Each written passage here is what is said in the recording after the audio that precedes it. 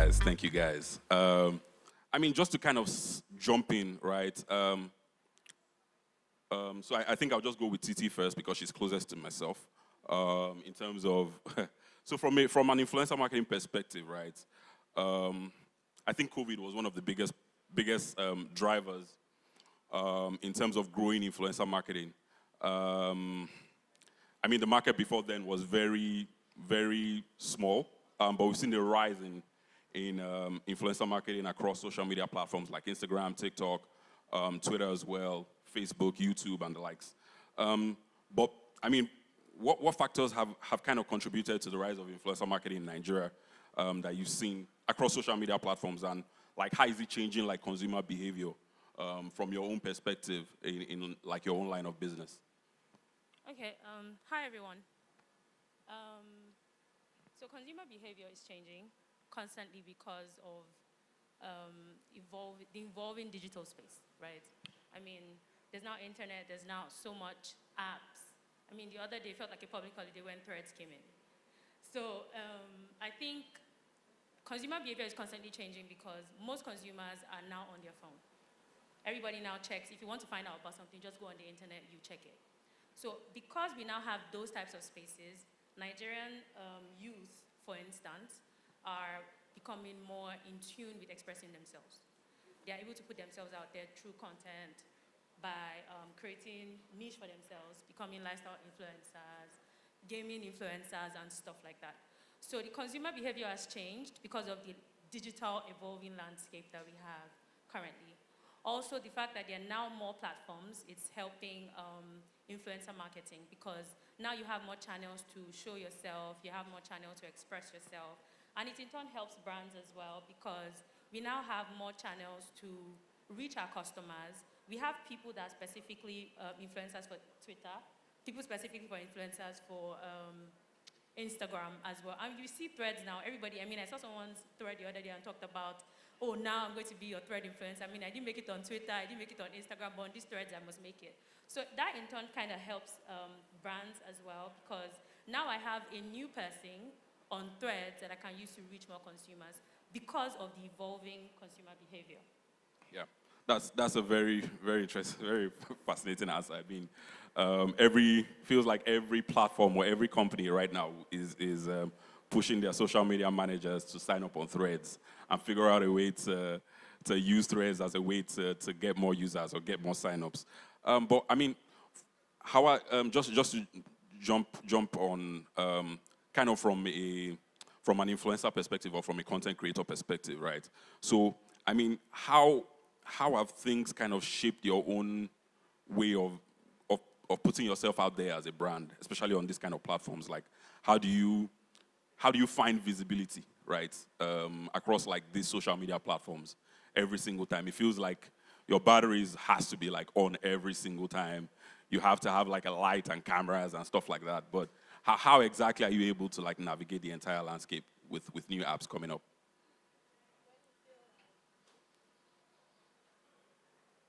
You feel like you've gotten a hang of one app, a new one comes out, and you have to find a new way to start navigating it. So long before I came into content creation, I don't even think I made a conscious decision that I wanted to go into content creation, which is something I found after I started content creation, that for you to make it as a content creator, your niche has to be something that comes easy and natural to you. So I'm a TV presenter, I'm a host, and I go out and I have my events, and I just make videos of my events, and I vlog it, and my outfits and everything, and I was just posting that on social media, not in hopes of becoming an influencer or a content creator, just because, okay, I look good, I want to share it. And over time, just from doing that, content creation fell on my lap. Now, how was I able to navigate it? Lockdown. Lockdown, everybody was bored, everybody was at home. Listen, you had to find one skill. You needed to find one thing for yourself. And if you did not learn anything during lockdown, I don't know what you were doing with your life.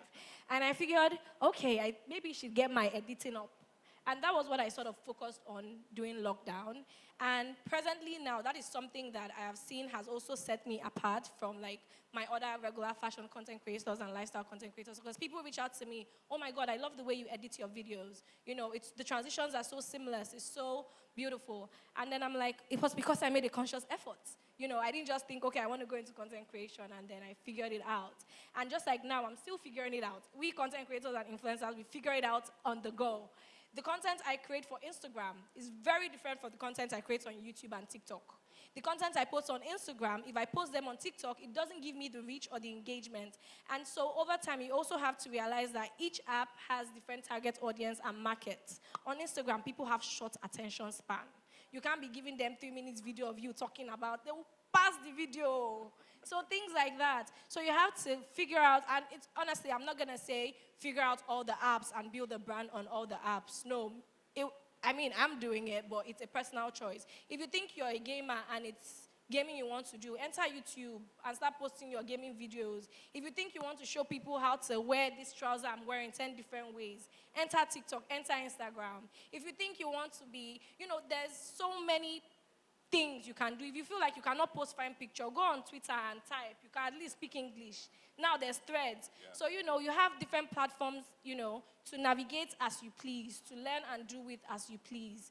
And it's just there. It's free. It's open. And it's the best way for visibility right now. People ask me, how are you able to get yourself out there? Post that video. You're a TV presenter. You're a host. So how do you want the brand to find you? Post that video. Literally now, your social media is your CV. When people tell me, I'm a nail tech, let me see your Instagram page. I'm a hair, let me see your page. And honestly now, if I don't see it, I work with brands that have seen influencers marketing. It's at the top of my head. I'll give you an instance. Viva Gold detergent. Now, when I go out, that's the only detergent I want to buy. Because everybody on Instagram is Viva Gold detergent, Viva Gold detergent. And that's what influencer marketing does. It keeps your thing at the top of everybody's mind. It keeps your brand at the top of everybody's mind. So, Great answer. And it kind of leads me to my next question for Dami, especially around like TikTok as a platform is pretty much one of the fastest rising social media platforms out there. Right. I spent like 2 hours last night on TikTok. It feels like I need to maybe turn on some tool to track my usage of TikTok because it's really taking over my life. But that's by the way. So how does TikTok as a platform kind of help creators, especially on the African continent, get a lot more visibility on the platform itself? One, and this is kind of like two questions, right? And then we've also seen a rise of like AI creators, right? So how does TikTok kind of manage or let brands know upfront that this is actually an AI compared to like a human being that is actually creating content for you from a buyer's perspective? Hello. Okay. Yeah. Thank you so much. So firstly, if I get correctly, your first ask was how was TikTok able to leverage this and grow its audience within? So firstly, I'll start with correcting you. TikTok is actually the fastest growing. Apologies. So you said one of, but Apologies. it is the fastest.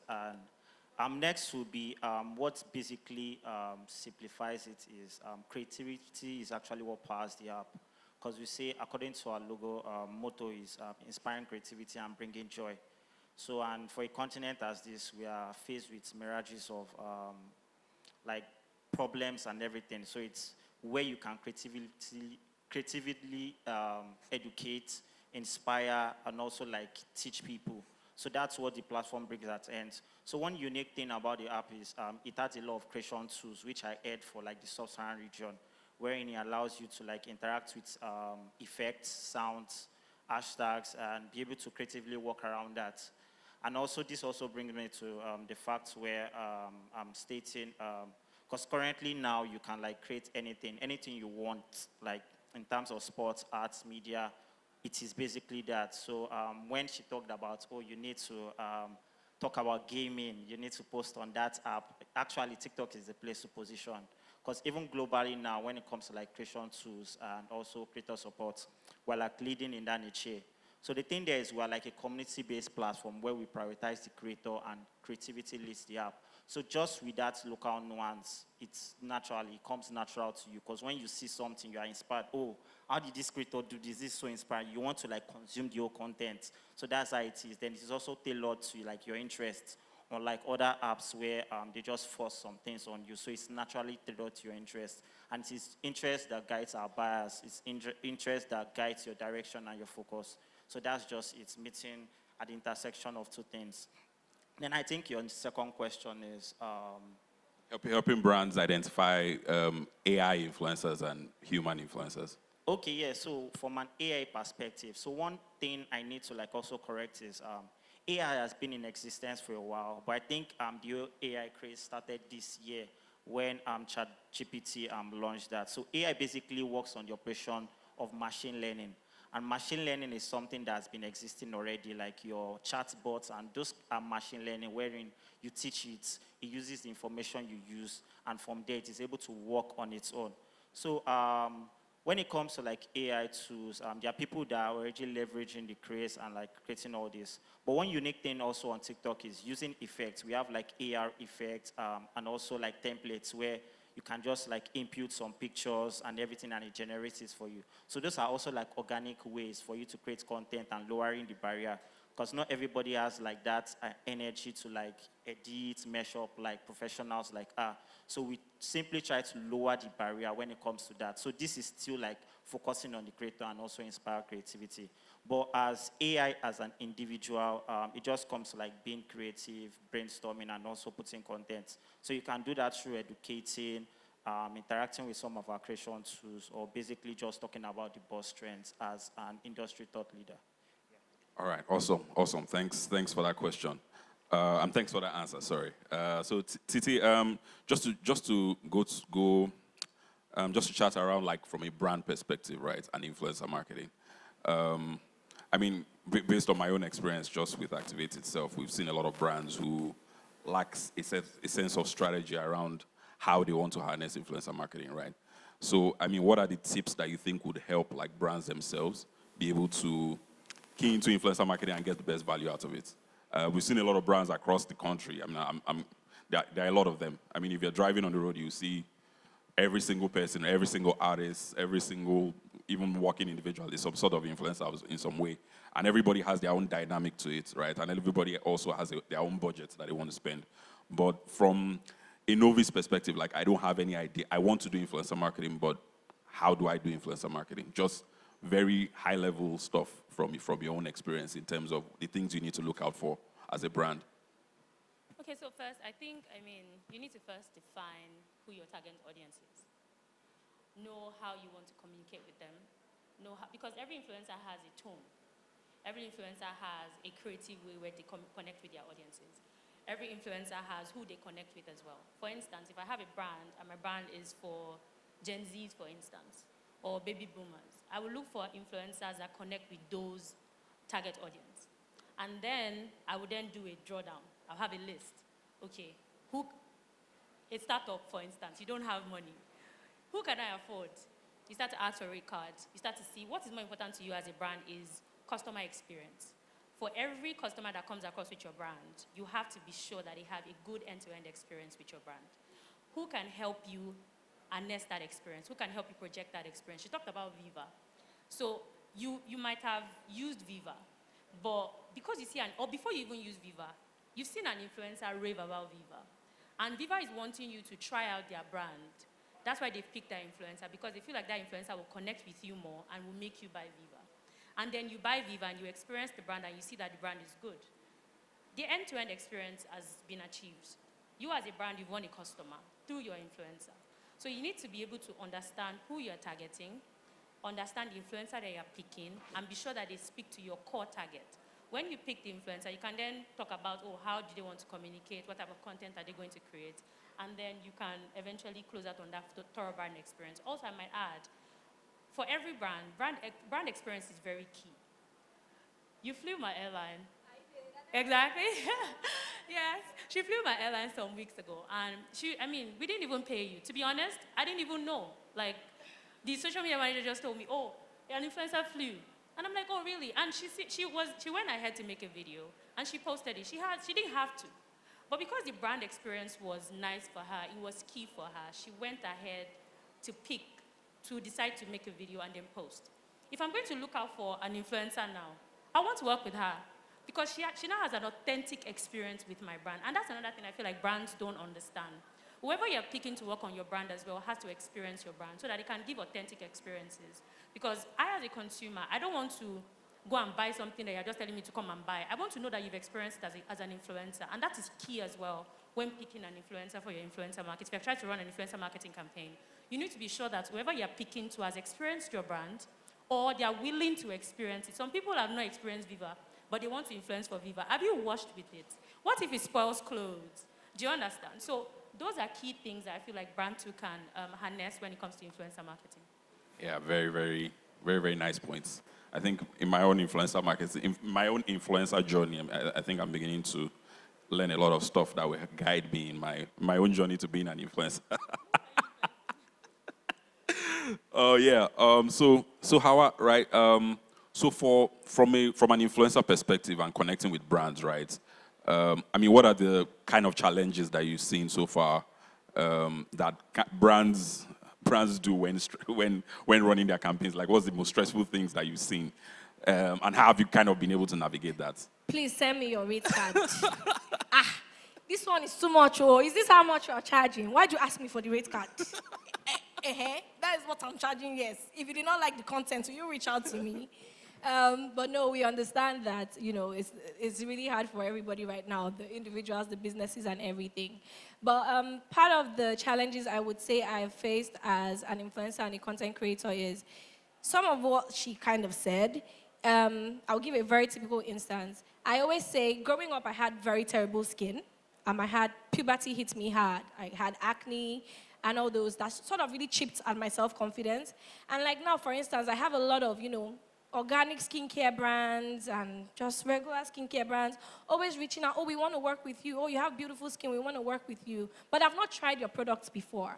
I don't know if your product is going to bleach people. And, I say no. And then it's like, okay, why don't you want to work with us? What is the issue? And, sometimes I get very bad feedback. But it's like, no, for me, I'm coming from a place of bad skin. I'm not going to market something I haven't tried to my audience and to my following. And that's something that I know has been very key for me. It's not about the money. It's not about, oh, I want to work with this brand. It's, okay, am I actually giving value to the people that look up to me? Because at the end of the day, we influencers and content creators have to remember that people are buying these things we are saying they should buy because genuinely they believe in what we are selling. And so at the point where they no longer have faith in what you're selling, you're no longer an influencer. You just have the following. You're not influencing nobody to do anything. So I think also the brands need to meet us where we are at. Sometimes they'll come with this big production that they want you to do with this tiny budget. How do you expect me to do it? How? You say, oh, we want this location. This is how we want the video. You will see the brief. You'll be like, okay. Then we're like, oh, yeah, but this is the budget. How? How do you want us to achieve that? So I feel like the brands also have to be considerate about, okay, this is, and I think it's now brands are realizing that content creation and influencing is a thing. It's not easy. Like, I'm not saying, oh, it's harder than 9 to 5, but as a corporate person, most times, at 5, you're done with your job. Sometimes at 2 a.m., I'm shooting videos. I'm creating content. You people are sleeping. I'm wearing makeup in the middle of the night, and I'm shooting. And so it's a lot more than just carrying lights and cameras around. It's very stressful. Also, there are places you go into and people are looking at you like, why is this one always with the phone up? And why is it? You have to pass that stage of, okay, it's embarrassing, but I've got to do it anyways because it's what I do for a living. So, it's just things like that has been very, difficult to navigate. But if it's something you love and it's something you definitely want to do, it's nothing that is going to break your back or you feel like, I can't do or I can't achieve. It's nothing that is going to beat you down at the end of the day. It's just a hurdle that you have to pass to get to the next stage and pass another hurdle and get to the next stage. And that's just what it is. Yeah, I mean, before we even move on to the next question, I have another question just because of that. And it's around brand. So doing some sort of research as an influencer, right? We've seen situations where influencers have influence for brands that ended up being Ponzi schemes, for example. And people have lost billions of naira. There's a big artist who is pretty much one of the biggest Afrobeat artists that did the same campaign a couple of years ago for a Ponzi scheme. And the CEO of the Ponzi scheme is being wanted right now. I think it was like about 100 billion naira that went down the drain. People's life savings went down the drain as well. But how, as an influencer, are you able to look at a brand and say, look, I think this is good for me, or this is real compared to like being fake? Because you can say skincare is one thing. There are people that we know on Instagram that you can buy skincare for, pay them up front, and they just block you instantly. They don't deliver that. And then those kind of people now come back to your page and be like, you influenced for this guy, you pushed me to buy it, and how am I going to get my money back? Stuff like that. How are you able to look at a brand and say, look, I think this brand is real, and I'm going to work with this brand? So at the end of the day, it's doing your research first. Research is very important. So let me keep skincare aside. Let me give you a recent situation that just happened with me. A cryptocurrency brand has been pushing to sign me for months now. My fear with it is the thing with the government and crypto and everything going on right now. And content creation and influencing is not like event planning and all these things that, you know that the government does not want you to do this thing, but you can hide and do their events for them. They won't catch you. With content creation, you're using your face to sell that product. So you have to do your research. You have to do your research. And now, like, honestly, once you go on the internet, everything you need is there. If there's a brand that has bad reviews, it's there. If there's a brand that has good reviews, it's there. And then I have found that the best way to actually market things is word of the mouth. So 9 out of 10 times when a brand reaches out to me, when you guys reached out, I'm like, hi, do you guys know this brand, Activate? Do you guys know about them? It is what it is. It's just doing your research so you don't fall into that trap of influencing for a Ponzi scheme that will bite you later in the ass. Again, me, I'm a fashion and lifestyle content creator. I know how many times I have marketed brands, and I'll get people in my DM saying, I use this designer because of you. They've been with my clothes for 1 month. And things like that. So it's always going to still reflect on you, the influencer. So you have to do your research. And that's the best way to know whether a brand is fake or not. Ask questions, ask the right questions, and search for the right things. Cool. Thanks for that answer. Dami, just to jump on some stuff around fraud as well. This is one avenue of fraud. Yeah, so, there's a lot of people that post themselves as influencers on social media platforms, right? Like TikTok, like Instagram. And they buy followers, right? How is TikTok able to help with weeding out these bots that are following people or making fake comments? Like, you'd go on someone's page and you see like 500 or 900 comments, and then you see like for like, follow my page, blah, blah, blah. That's obviously false engagement, right? And you look at the likes and then you see some funny names, some numbers after the names. So how is TikTok working on ways to be able to like show us the real influencers or show us the real creators and keep these fraudsters aside? I know a lot of the competing brands don't really do a great job, but I just want to know if what you guys do about that.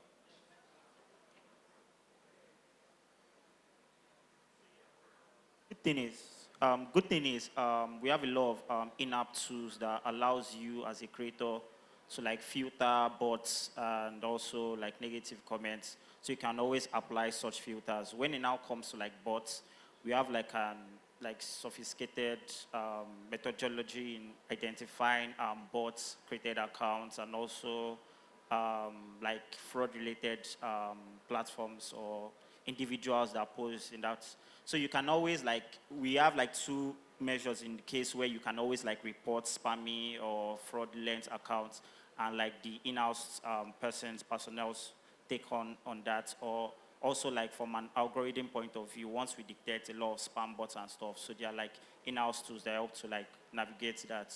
But also there's always like that disclaimer when you interact, like if you check through the community guidance, where we always say like be careful of what you engage and all those stuff like that. Yeah. So I think that addresses that. Cool.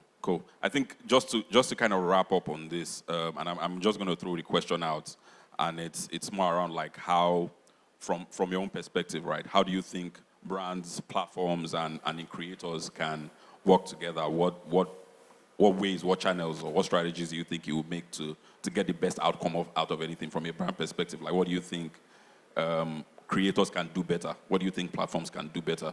And from an influencer point of view, what do you think brands can do better? What do you think platforms can do better? And from a platform perspective, like, what do you think creators can do better? What do you think brands can do better to like get the best out of TikTok as a platform itself? So anybody can go first. Okay, yeah. So talking as an individual first, so I think we should learn to like own responsibilities, do your due diligence, do your own research, and also like try and look for original content. Like there's always, like she said, you can always identify, like imagine someone that is into like comedy and drama now influencing for like a crypto project. You know, yeah, the game is the game. Like they are there to just collect the money, but are they like authoritative in that space? So you need to look for people in that space. So we have the likes of yourself, Osudo, in the likes. Then you can also look for the likes of Harry Obi, where they are like in the Web3 spaces. Yeah. So you need to immerse yourself in that knowledge and don't just do top level knowledge and just so from a platform base, I think every platform should always be like community based, community guideline based, where you tend to like protect the interest of your platforms and always create like a safe space where they can always complain and always like document their complaints on any experience within the platform. So I think on a general perspective, when it comes to influencer management and also brands, because I also have like an experience in like from the agency side. So I think you should always look out for originality, content, and also consider your community. So it's not necessarily about someone having this number of followers, but just look at their impact in that base, even if it's about 5K followers, but try and build like it, look long term. Because taking the likes of some big brands who've worked it, what we always look is long term. How can we grow with this creator? So indirectly, you're already impacting life. You are following the Maslow law of hierarchy, or if I'm correct, I can't remember the exact word, but try and grow with a brand and audience. That means you are evolving with that community. So when the creator talks about their stage, they will always reference you, because that's it. Don't think short term. Build on how you can build with them to that platform. So yeah, thank you. Thanks. So any one of you can go next. Okay, so from the brand perspective, what creators and Platforms. can help with is, first, for creators, I believe you guys should be more authentic, which I think is what you mentioned earlier. You have to be more authentic. You have to show real-time experience, because brands are moving. I mean, I like the fact that Nigeria is already catching up with the whole brand experience thing. You find that brands that are naturally not interested in experiences are now getting into experiences. I mean, like where we are today now, usually tech is just walking into a shop to pick up a laptop. Now you see that brands are moving from just selling a laptop to helping you experience it. You walk into a room and it feels like you're inside the laptop. Brands are getting there. So influencers and content creators need to help us boost those brand experiences by creating authentic content and being authentic by themselves, being able to be accessible, and also having genuine organic content. I mean, I've seen a lot of people say they have 2.4 million followers, and I'm seeing your views. They're like 5K. I'm like, make it make sense. It's not making sense. Let's say add up and stuff. Be more authentic. You don't have to buy followers just because you want to attract brands, because at the end of everything, you're messing with people's lives, like she said. You're going to influence for a brand, and you're not even authentic yourself. So it's hard, because I'll be expecting numbers because I'm seeing you have 1.4. But now I'm picking, you find that if I'm going to run an influencer marketing now, I'll probably pick someone that has 500K followers with 1,000 comments. That's the engagement that I need. That's the views that I need. I don't need you with 2.4 and your views are like 5K. So more authenticity, more organic growth from content creators. And maybe platforms like yours as well can help by sifting out the good ones from the bad ones. You guys push everybody to our faces. You guys need to do more back-end. I don't know if you guys, if you ever get there. I'm not a tech person, but I hope you guys ever get to that point where you guys are able to use AI or your back-end systems to be able to know that, oh, this person bought followers. We shouldn't push this person anymore or something. I don't know if it's possible, but I'm just saying, because I don't want to have to be the one to do the work. If the platform is already doing the work, it will be hard for the influencer to buy followers too, because you know that if you buy followers, TikTok won't push me. But if they know that if I'm growing, like you said, they are growing with me as well, they'll be able to push me because they are growing with me. So that's my 2 cents. Okay, so what I'm going to say about this is brands need to first realize there's a difference between a content creator and an influencer. And I'll explain what I mean. I am a content creator and an influencer. However, we have people, let me give a typical instance, Wizkid. Wizkid is an influencer because of the following he has. He has a cult following because of the number of people that would buy that thing because Wizkid said buy it. However, if as Value Jets, you come to Wizkid and you say, promote my brand, the kind of content I created for Value Jets, Wizkid is not going to create that kind of video for you. However, once Wizkid just steps into that flight and said, I flew Value Jets, 10,000 people are going to fly Value Jets because Wizkid did it. So as a brand, if you know, you need to understand that, okay, we have content creators, and not every content creator is an influencer, but every influencer, am I saying the right thing? Not every influencer is a content creator, but every content creator has the potential of being an influencer. So that's the first thing they need to realize. You cannot now say, okay, you put me where you put Wizkid. We are not the same. I'm not going to drag the same, reach for you as Wizkid is going to drag for you. So that's the first thing I feel like they should understand. There's that difference, and finding how to navigate that difference and the people you work with is the first thing. And then the second thing is, for me, is the platforms. Oh my God. When you feel like you know what Instagram wants you to do, they go overnight and change something. And you come out in the morning and you post the same thing and you see your engagement is poor. What happened? The algorithm has changed. When? I just went to bed and woke up. When did it change? So, things like that as well. When you feel like you're figuring it out, they just hit you with something new and you have to start figuring that new thing out and learning that new thing and finding how to wing it and how to navigate it. So, yeah, those are like my 2 cents in where I think we could meet ourselves and sort of do better. Yeah. Thank you. Thank you very much. I think we've come to the end of the panel session. I want to thank my panelists for joining me here, spending some time out of their busy schedule to come chat with us. And I hope everyone that is here kind of learned 1 or 2 things from this discussion. And also feel free to chat with any of the panelists if you have any questions that you feel like they might be able to answer. Thank you very much. Have a great day. Bye.